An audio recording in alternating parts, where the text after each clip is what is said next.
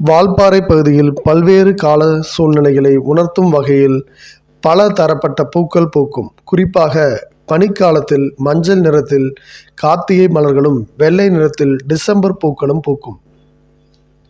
வால்பாறை மலைப்பகுதியில் சாலையோரங்களில் பூத்து குலுங்கும் ஜெகரண்டா மலர்களை சுற்றுலா பயணியர் வெகுவாக கண்டு ரசித்தனர். வால்பாறையில் ஜெகரண்டா மலர்கள் பூத்து குலுங்குகின்றன. அந்த மலர்களின் அருகில் நின்று சுற்றுலா பயணிகள் செல்ஃபி எடுத்து உற்சாகம் அடைந்தனர்.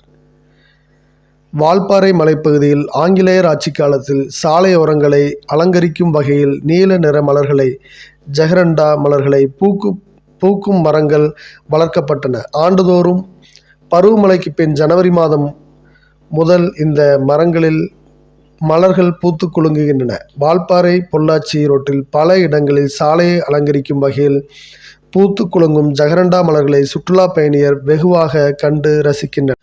அந்த வகையில் தற்போது வால்பாறை பகுதியில் கடுமையான வெயில் வாட்டியெடுக்கும் கோடை காலம் தொடங்கிவிட்டது.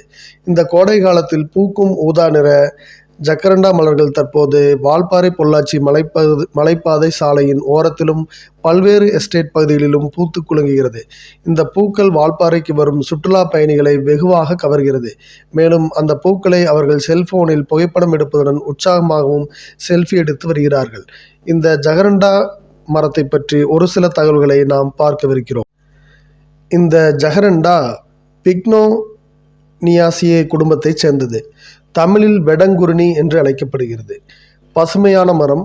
இதன் பட்டை மெல்லிய மற்றும் சாம்பல் நிறம், பழுப்பு நிறமானது. இளமையாக இருக்கும்போது வெண்மையாக காணப்படும் மற்றும் மெல்லிய செதில்களை உருவாக்குகிறது.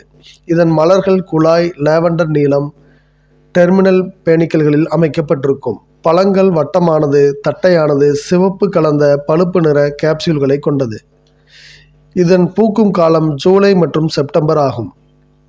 இதனுடைய மகரந்த சேர்க்கை பெரும்பாலும் தேனீக்களால் நடைபெறுகிறது.